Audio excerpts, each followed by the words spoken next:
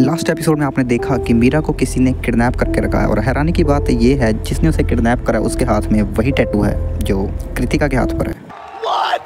जिन लोगों को ये नहीं पता कि कृतिका कौन है, मैं आपको बता दूं, कृतिका मेरी बेस्ट फ्रेंड है। अब मुझे पता चलता है कि कृतिका ही वो इंसान हो सकती है जिसने मीरा को किडनैप करा है। तो फिर होना क्या था, मैंने अगले दिन उसे कॉफ़ी पर बुला लिया।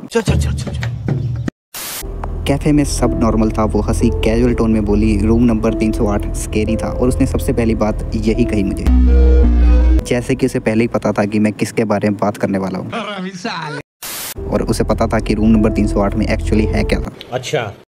उसके हाथ की तरफ देख रहा था और उसके हाथ पर टैटू नहीं था। ऐसा लग रहा था जैसे उसने उसे कवर किया था या फिर मूव, मुझे नहीं पता, पर गट फीलिंग यही कह रही थी कि वो कुछ ना कुछ तो छुपा रही है। अच्छा। गट फीलिंग यही कह रही थी कि वो कुछ ना कुछ तो छुपा रही है। फिर क्या था, मैंने उसे कहा कि आज रात में उसके घर पर ही सोने वाला हूँ, तो चलो भाई देखो अब मैं क्या करता हूँ।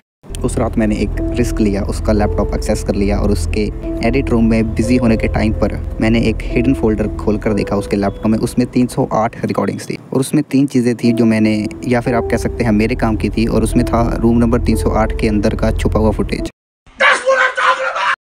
मीरा की एक पुरानी फोटो जिस पे मीरा के हाथों पर हथकड़ियाँ लगी हुई थी और एक क्लिप थी जिसमें कृतिका किसी से फ़ोन के ऊपर बात कर रही थी। उसमें कह रही थी कि मैंने तुमसे कहा था कि मैं उसकी रक्षा करूंगी, पर उसने चीज़ों को रिकॉर्ड करना शुरू कर दी और यही उसके नुकसान की वजह हो सकती है। और मैं सीरियसली बता रहा हूँ, मैं बिल्कुल घबरा गया और लग रहा था कि जैसे कृतिका जिसको प्रोटेक्ट कर रही थी उसी मीरा को वो साइलेंस भी कर रही थी।